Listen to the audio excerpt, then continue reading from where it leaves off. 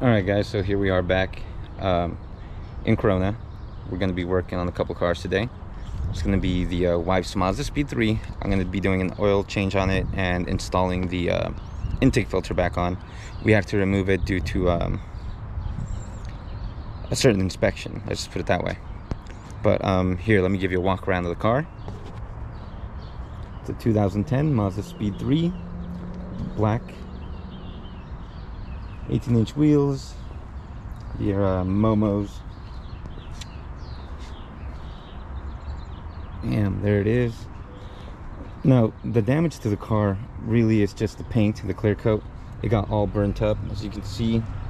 Also, crack in the windshield, and of course the roof is where most of the damage is because of the sun. Other than that, the car is pretty straight. Couple little tiny dents here and there, but the interior, luckily for us, we take care of it, and the interior is actually really mint. You know, nice new dash that we got from Mazda, 6-speed manual transmission, 2.3 liter turbo engine.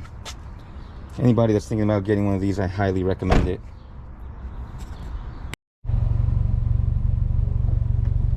Alright guys, so let's start off with the oil change. Oops.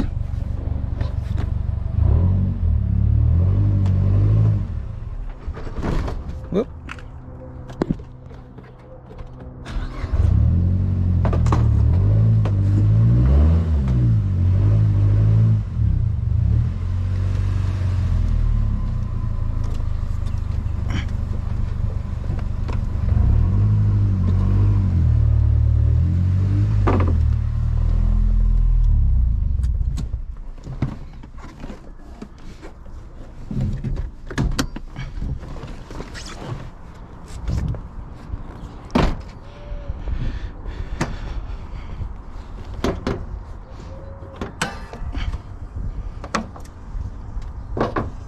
Alright, we're gonna pull the dipstick just to let the air flow a little bit. It probably has a plastic under tray, but we lost ours on the freeway a while ago, so it's alright. Pop this bad boy on there with a quick smack.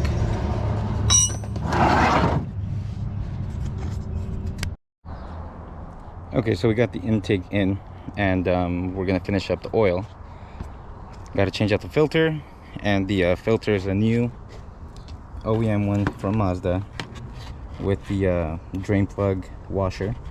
Always change those out, man. I know a lot of people say they might be able to reuse them, but I just don't trust it, especially when it comes to, you know, daily driver. They're only like 99 cents or something, and sometimes depending on who's running the service parts department, they might even throw it in for free. They won't charge you for it. But I always go OEM with the filters just because, I don't know, it's just easier for me, it's cheaper.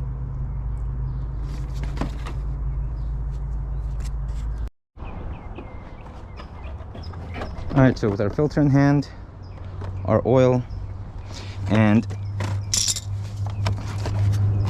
our oil pan hopefully draining out completely,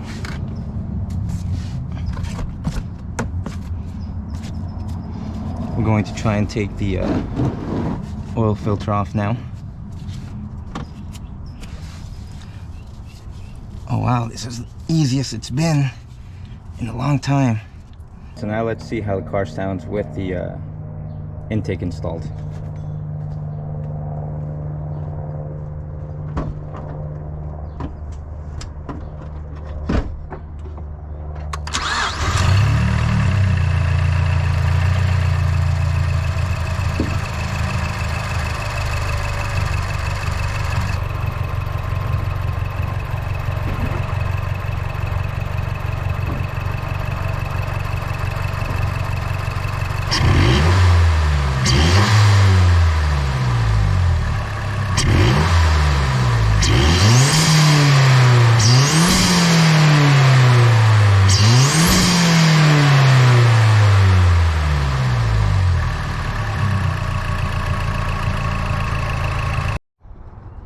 All right, so now we're moving on to the 93 Geo Metro.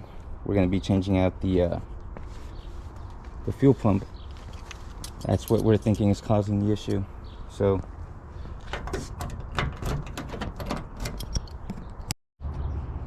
the issue we're having with this car is that it will turn on, but the second you hit the gas, it'll want to die. So according to the previous owner, it was probably some kind of fuel issue.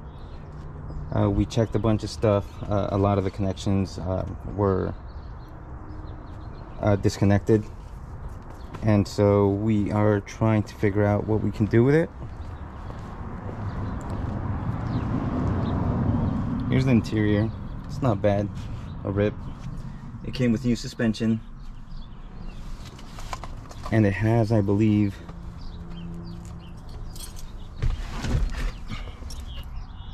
136,000 miles. Came with a little sound system.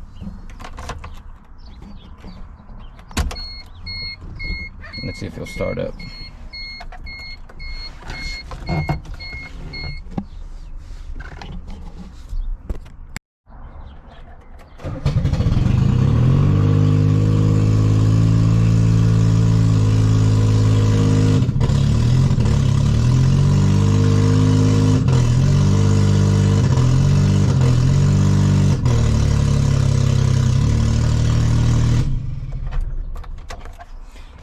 I guess I forgot the exhaust system is also disconnected after the catalytic converter.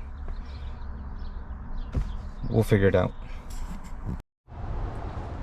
Okay, so here is the 1 liter engine, 3-cylinder, 1, 2, 3, tiny little thing. So pretty much what I've done so far to it was I replaced the bolt that was missing from here, and I added the 2 bolts that hold the lower pipe to the header pipe. And then I checked the TPS for adjustment. It seemed fine, and everything came back to spec, so I don't think we're going to be having a TPS issue. Another thing that I'm thinking is that it might be leaking fuel from the injector, because it smells like fuel after, you know, I try to start it and it dies. So I'm guessing it's just flooding. That's going to be the next on the list of checking. But let me give you a quick tour. So there it is. It came with a sound system, 2 big old subwoofers in such a tiny little car. And then I think it also has a muffler. It sounds pretty cool. Not too ricey. Came with some sicko hubcaps and what looks to be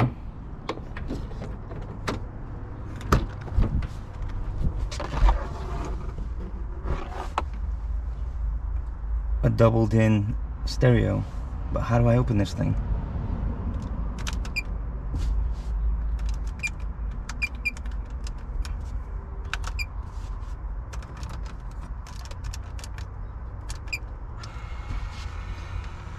Oh, there it goes.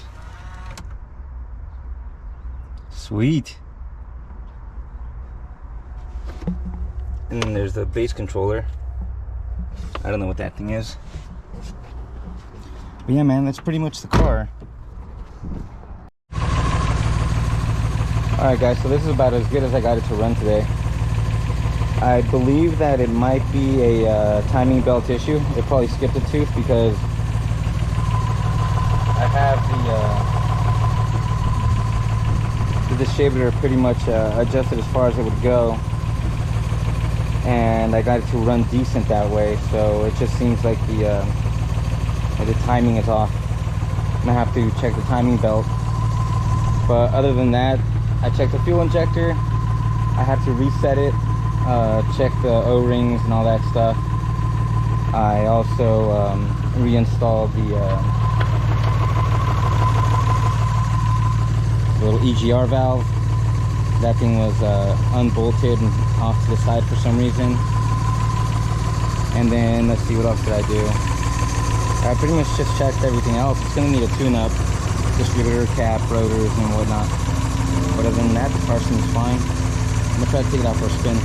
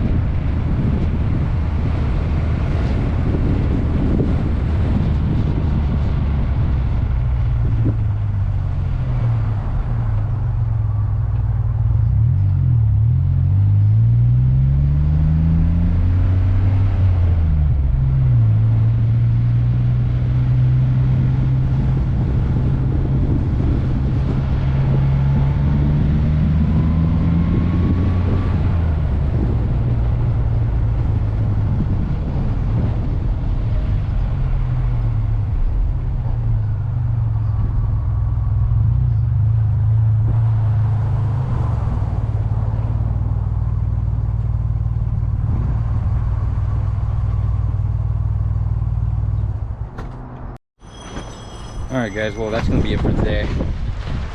It's pretty hot. I kind of figured the timing was gonna be off on the Geo. Luckily it wasn't the fuel pump, so we don't have to drop it now. We can probably return it, hopefully, unless it was a special order.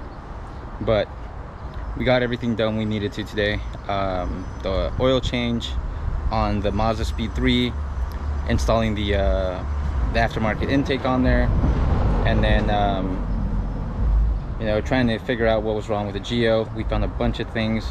Luckily I was able to fix them. Unfortunately I didn't put them on video because I was kind of eager and busy trying to get it running. But now that it runs and I realize that it has something to do with the timing belt, we're going to take care of that soon. Thanks again for watching, and hopefully I got something in my eye.